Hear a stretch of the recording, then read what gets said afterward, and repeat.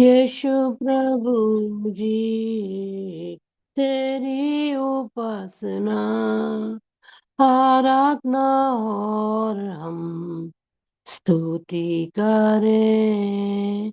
घुटने तक नहीं, कमर तक भी नहीं, पूरी तरह डूब के आराधना करें। घुटने तक नहीं, कमर तक भी नहीं, पूरी तरह डूब कर आराधना करें।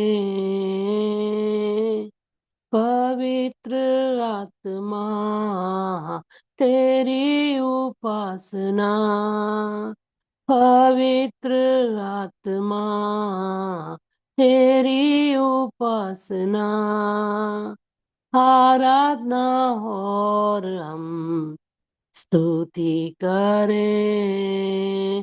घुटने तक नहीं, कमर तक भी नहीं, पूरी तरह डूब कर आराधना करें। घुटने तक नहीं, कमर तक भी नहीं, पूरी तरह डूब कर आराधना करें। यीशु प्रभु जी तेरी उपासना, यीशु प्रभु जी तेरी उपासना आराधना और हम स्तुति करें। घुटने तक नहीं, कमर तक भी नहीं, पूरी तरह डूब कर आराधना करें।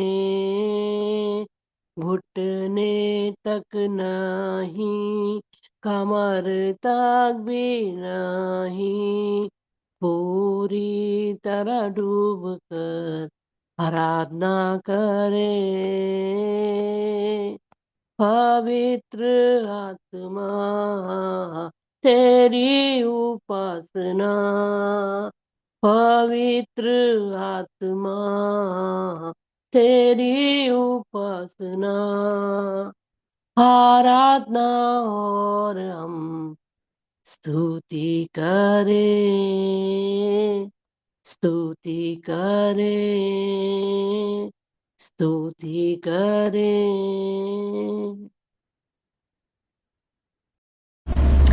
शालोम शालोम और शालोम। प्रभु यीशु की शांति जो समझ से बाहर है हम लोग के जीवनों में बनी रहे और बनी हुई है। प्रभु का धन्यवाद हो। हम लोग जैसे कि प्रेरितों के काम के 8वें अध्याय पर हैं। कल हम लोगों ने पूरा तो कर लिया था, परंतु मैंने आपसे कहा था कि थोड़ा हम बपतिस्मे के बारे में और देखेंगे।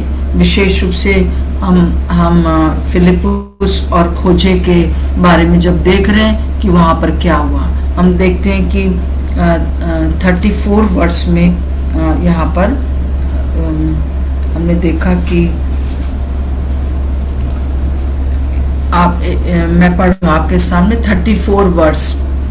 इस पर खोजे ने फिलिपुस से पूछा, इस पर, किस पर, कौन सी बात पर? जब ये सब बातें हो रही है, वो दौड़कर फिलिपुस उसके रथ के साथ साथ भाग रहा है और उससे कह रहा है, क्या तू समझता है कि तू क्या पढ़ रहा है? तो वो तब इस बात पर जो है वो क्या क्या क्या कौन सी बात पढ़ रहा था?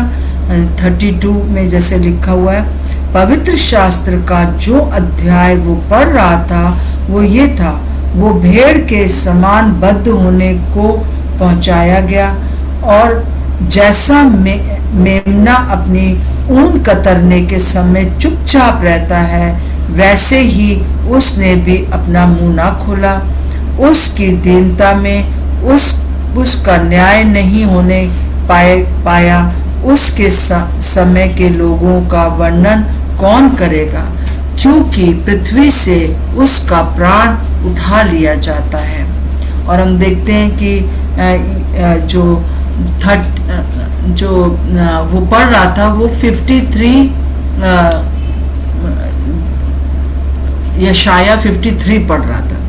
और जब 53 पढ़ रहा है तो वहां पर पूरे समय ये लिखा हुआ है कि वो घायल किया गया, वो कुचला गया, वो मारा गया, उसकी कब्र दुष्टों के साथ ठहराई गई, बहुत सी चीजें लिखी हैं। पर ये सब चीजें उसने क्यों किया?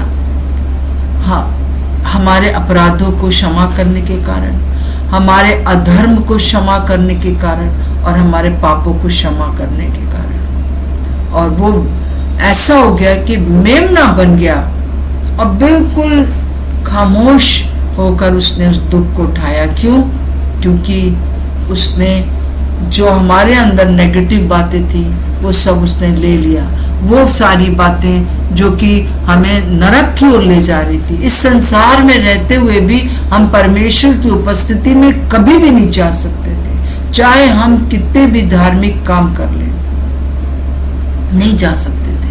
परंतु यीशु मसीह ने जब अपना लहू बहाया तो उसने हमारे सारे पापों को अपने ऊपर ले लिया। और पाप क्या है? पाप परमेश्वर के स्टैंडर्ड से नीचे गिरना है। मनुष्य को क्या प्रभु ने बनाया? अपनी इमेज, अपनी समानता में बनाया, परंतु मनुष्य गिर गया। और अधर्म क्या है? परमेश्वर को सही प्रकार से ना जानना। और ये चीज के लिए हम सभी जो है अधर्मी हैं। हम धर्मी नहीं हैं, परंतु हम अधर्मी थे। परंतु आज जो है उसने हमको धर्मी बनाने के लिए उसने जो है अपने आप मेमना जैसा बन गया। और जो अपराध है वो ये है कि हमारा कॉन्शियस कुछ कहता है, या हम जो अब बाइबल पढ़ते हैं हमें मालूम है कि ये गलत है, ये सही है, परंतु हम चुनते गलत को है।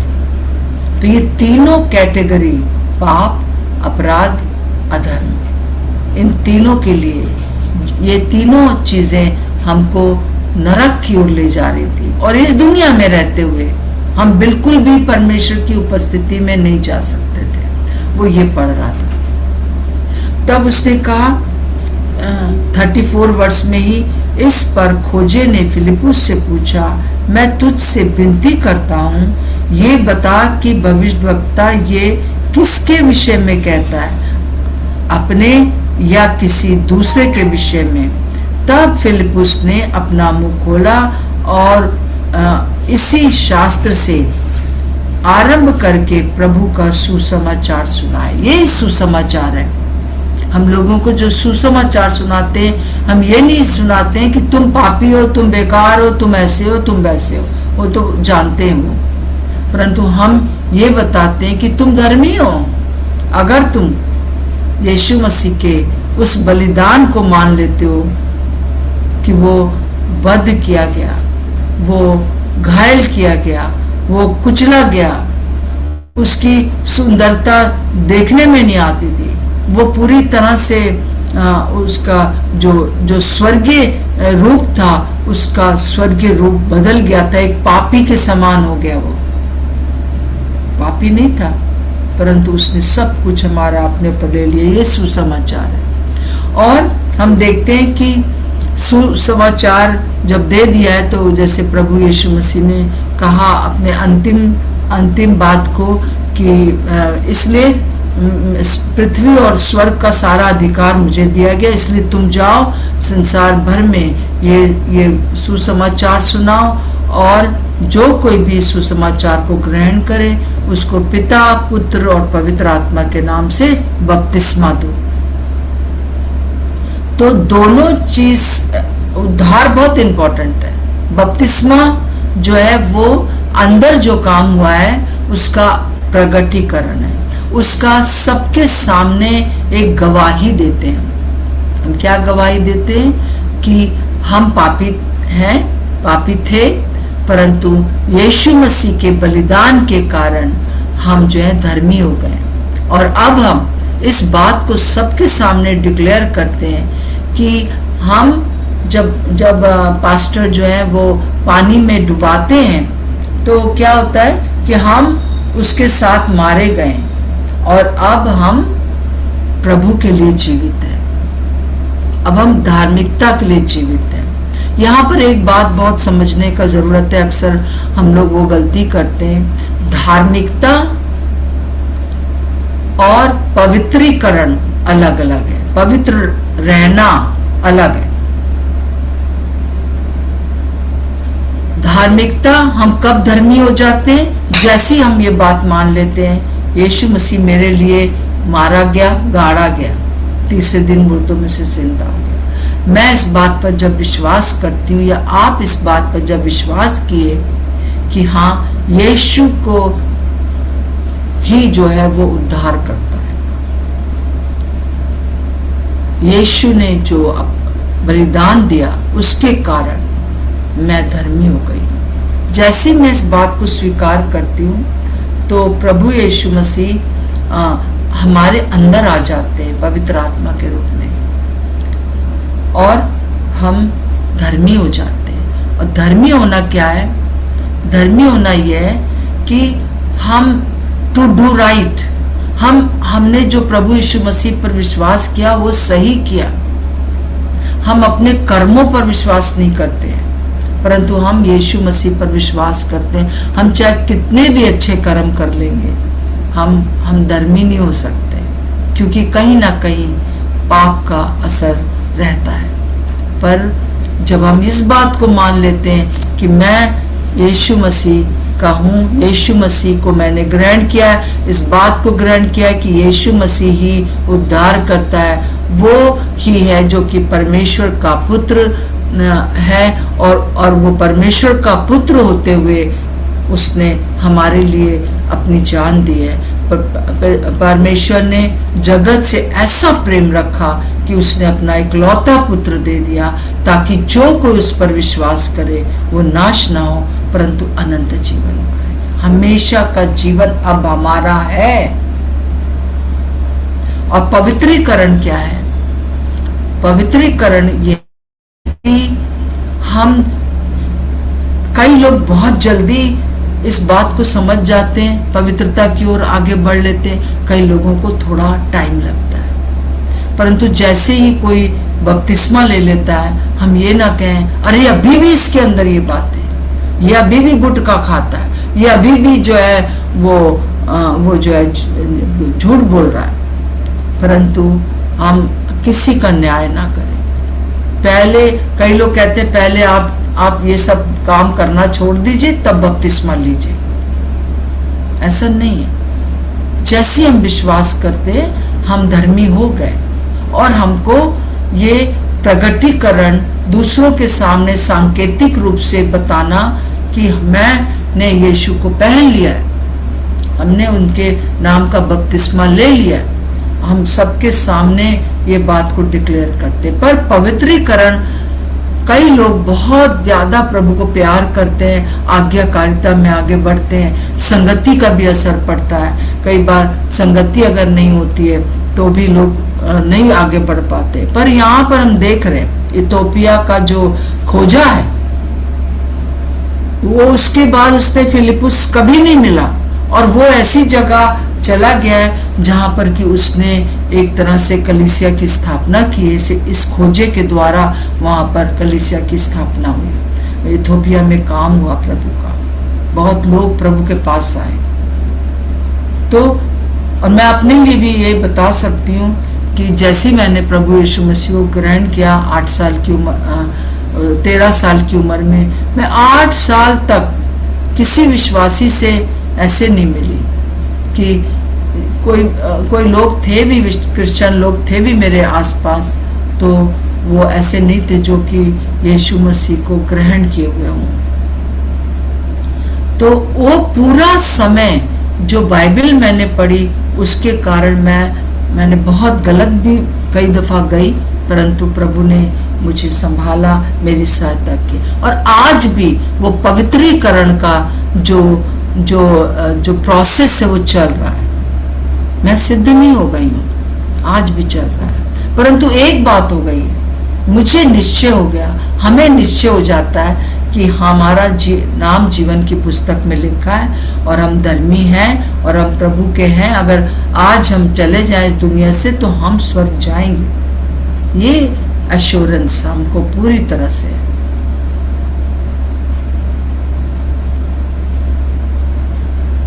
और अभी जब मेरे हस्बैंड की मृत्यु हुई और कहते हम लोग कब्रिस्तान में थे, तो ये दो परिवार आपस में बात कर रहे थे।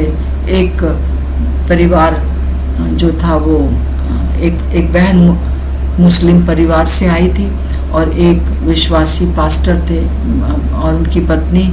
तो वो ये कह रही थी कि आप लोग की ये बात हमें बहुत अच्छी लगती है कि आप कितने श्योर हैं कि जो अंकल अभी गए हैं तो वो स्वर्ग में और हम भी स्वर्ग जाएंगे।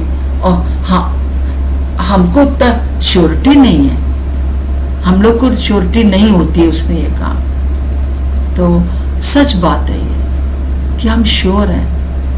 और जब तक इस दुनिया में हैं, बहुत सुंदर बात यह है कि यदि हम अपने पापों को मान लेते तो हमारे पापों को क्षमा कर देता है और हमें फिर से उठा के खड़ा करता है। यीशु मसीह का लहू हमें शुद्ध करता है।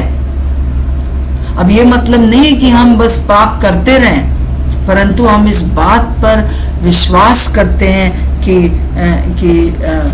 प्रभु ने मेरे सारे पाप क्षमा कर दिए और अभी जो मेरे से गलती हो गई है, पवित्रीकरण में कुछ गड़बड़ हो गया है, उसमें भी प्रभु हमारी मदद करता है और हम किसी भी टाइम हम प्रभु के उपस्थिति में जा सकते हैं। इसके लिए हम निकाल लेंगे कि क्या अर्थ है बपतिस्मे का। और रोमियो उसका 6वां अध्याय, तो हम क्या कहें? क्या हम पाप करते रहे कि अनुग्रह बहुत हो?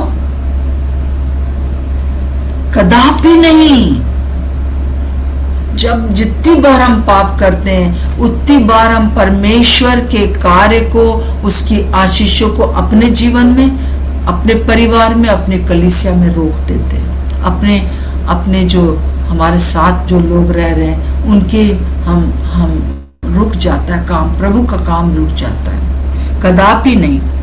हम जब पाप के लिए मर गए, जब बपतिस्मा होता है तो हम सबके सामने क्या सांकेतिक रूप से कहते हैं कि हम यीशु मसीह हम अपने लिए मर गए। अब मेरे अंदर जो ये पाप है, जो ये सब चीजें थी, अब मैं पाप के लिए जिंदा नहीं रहूंगी, मैं अब पाप के लिए जिंदा नहीं रहूंगा, परंतु मैं जो हूँ, आगे पढ़ते हैं, मर गए तो फिर आगे को उसमें कैसे जीवन बिताएं। अब जब हम उसके लिए, यीशु मसीह के लिए मर गए हैं, पाप के लिए मर गए हैं, तो हम फिर आगे को कैसे जीवन बिताएं, ये प्रश्न है। वो अपने आप ही प्रश्न कर रहे हैं पौलुस और अपने आप उत्तर भी दे रहे हैं। क्या तुम नहीं जानते कि हम सब जिन्होंने मसीह यीशु का बपतिस्मा लिया, उसकी मृत्यु का बपतिस्मा लिया है, उसकी मृत्यु का बपतिस्मा लिया है। अतः उस मृत्यु का बपतिस्मा पाने से हम उसके साथ गाड़े गए।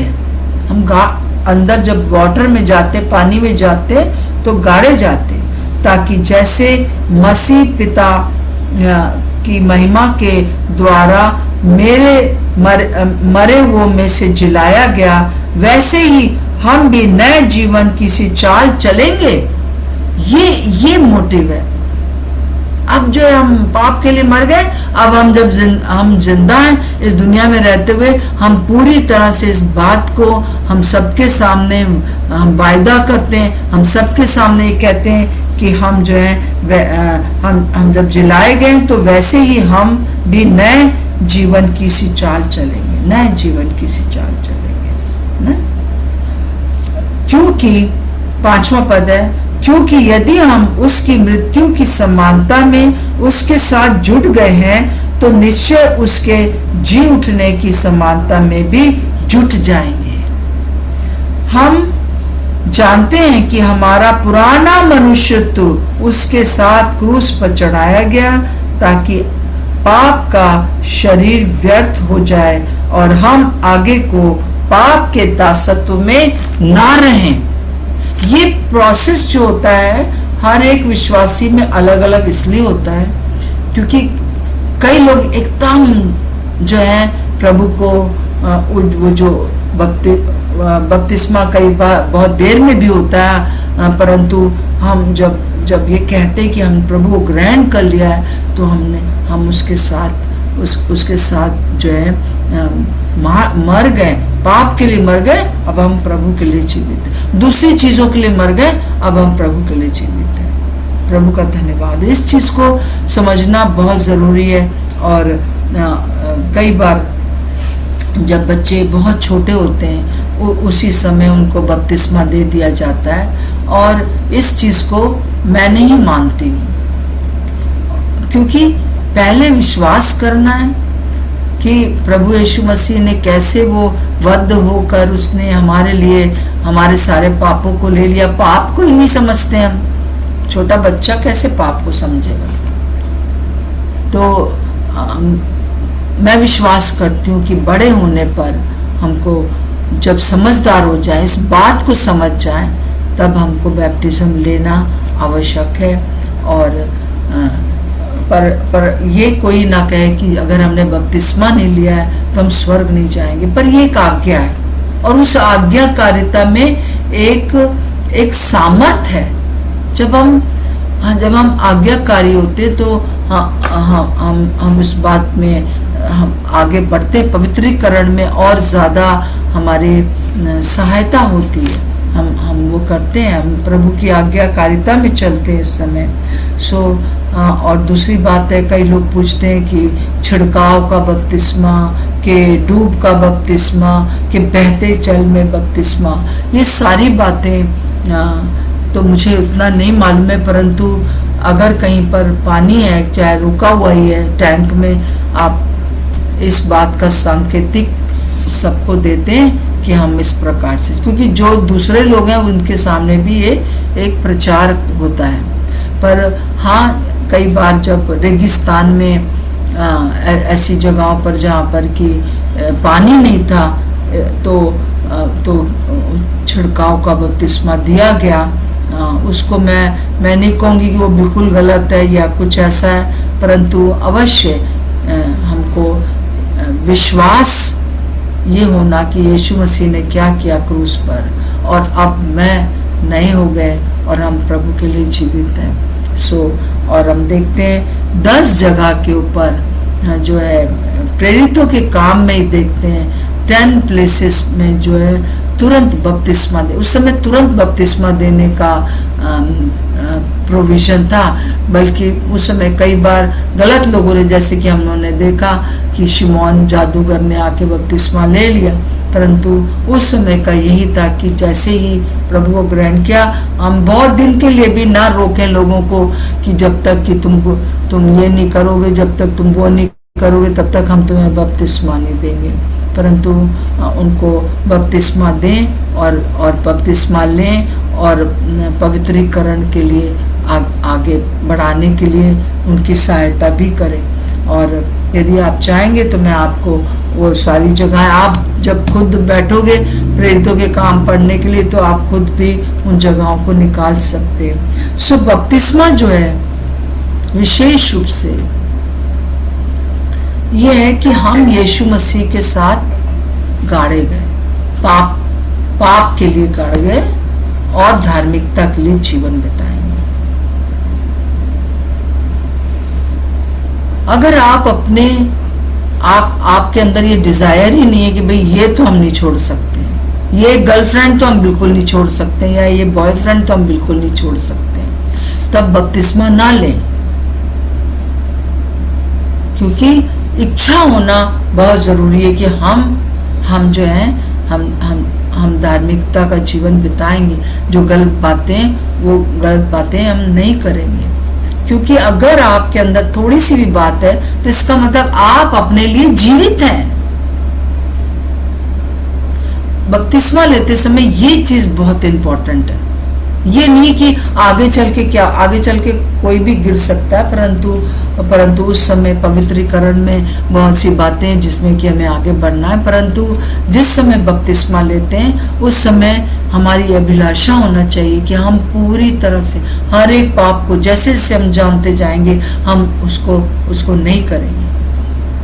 अगर थोड़ी सी भी अभिलाषा हमारे अपने लिए है तो क्या होता है, हम जिंदा हैं, अपने लिए जिंदा है, और जब जिंदा को गाड़ दिया जाता है तब तो अपराध होता है।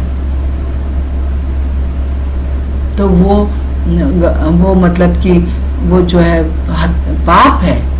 अगर हमने किसी जिंदा को गाड़ दिया तो हमने उसको जो है वो हमने हत्या कर दी है। परंतु जब हम एक मनुष्य उसके मन के अंदर, वो पास्टर की इसमें गलती नहीं है, ना पास्टर को हमें देखना है कि वो कहाँ का है क्या नहीं है, परंतु ये संबंध हमारा और परमेश्वर का है।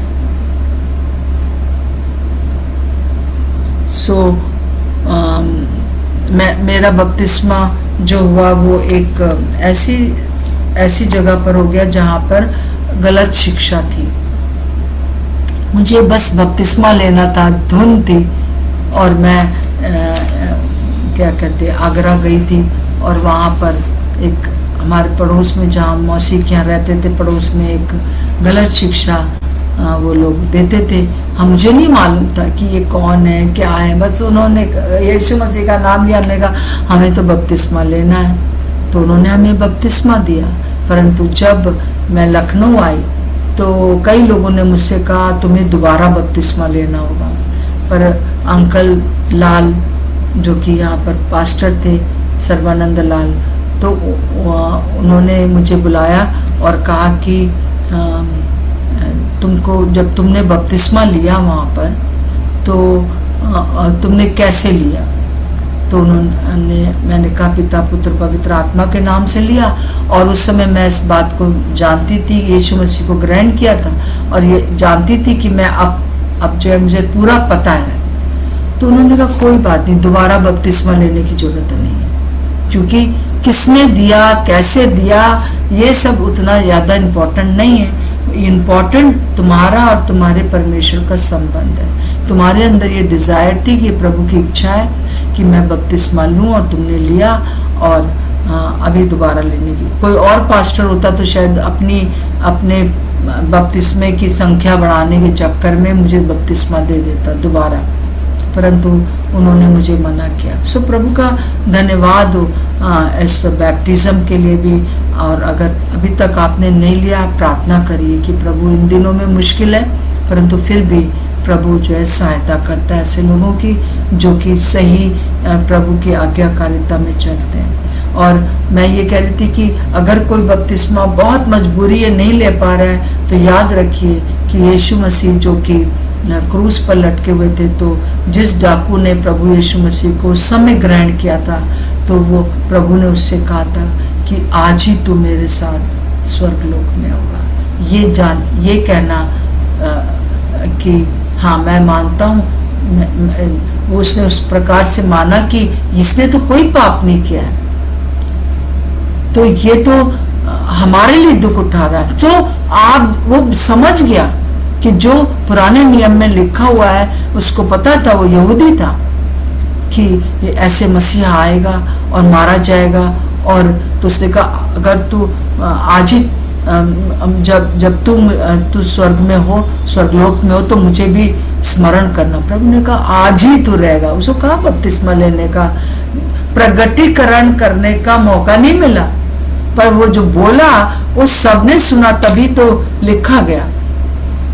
प्रभु का धन्यवाद। आइए हम प्रभु के लिए जीवन बिताने के लिए और पवित्रीकरण में आगे बढ़ने के लिए आगे बढ़े।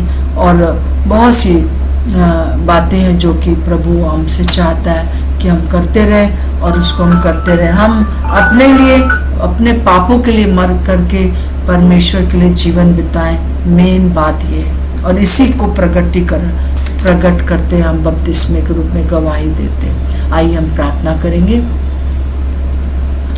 Hallelujah, hallelujah. प्रभु यीशु मसीह, इस समय मैं जितने भी लोग हम लोग जुड़े हुए हैं, आज हमने जो सीखा है प्रभु जी कि कैसे फिलिपुस और वो खोजा जल में उतर गए और उन्होंने इस बात को प्रकट किया कि मैं अपने लिए मर गया, अब पापों के लिए मर गया, अब मैं प्रभु के लिए जीवित रहूंगा, धार्मिकता के लिए जीवित रहूंगा। प्रभु आपका धन्यवाद हो, धन्यवाद हो प्रभु जी।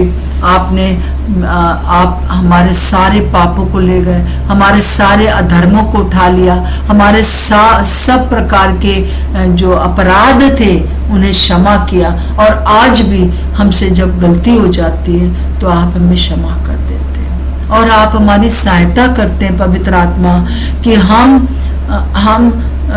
जो पाप हैं उनके लिए मर जाएं, पाप हम ना करने पाए। और आप हमारे दिमाग में इस बात को डालते हैं कि पाप क्या है क्या नहीं है। और प्रभु सबसे बड़ी चीज, हमें जो आप कह देते हैं उसको करने में ही प्रभु जी सामर्थ्य है। सो हम सब की मदद करें कि हम आपके सेवा में प्रभु जी अपने आप को देते हैं और प्रार्थना करते हैं कि हम पवित्रता का जीवन व्यतीत करें, क्योंकि आपकी पवित्रता हमारे लिए बहुत उत्तम है। और हम धन्यवाद देते हैं प्रभु जी कि हमारा नाम जीवन की पुस्तक में लिखा है और हम किसी भी टाइम आपके अनुग्रह के कारण हम आपके हुजूरी में आ सकते हैं, जिसके लिए दुनिया तड़पती है, क्या क्या नहीं करती है, परंतु हम बस बोलते हैं और हम यीशु के लहू को अपने सामने देखते हैं और यीशु का लहू हमें रास्ता दिखाता है। यस, तुम मेरी बेटी हो, तुम मेरे बेटे हो, जो कुछ भी तुम्हारे अंदर कुछ गलत हो गया वो सब मैंने क्षमा कर दिया है। आज 6 बजे तक जो भी बातें हुई हैं उन सबको मैंने माफ कर दिया है। यीशु मसीह के नाम से मांगते हैं, आमीन और आमीन। प्रभु का धन्यवाद हो। आप सबको जय मसीह की। आज ट्यूसडे, जय मसीह का जी, जय मसीह की, जय मसीह की। प्रभु आप लोग को बहुत आशीष दे। जय मसीह की, जय मसीह की, जय मसीह, जय मसीह, जय मसीह की। सबको शालोम शालोम और शालोम।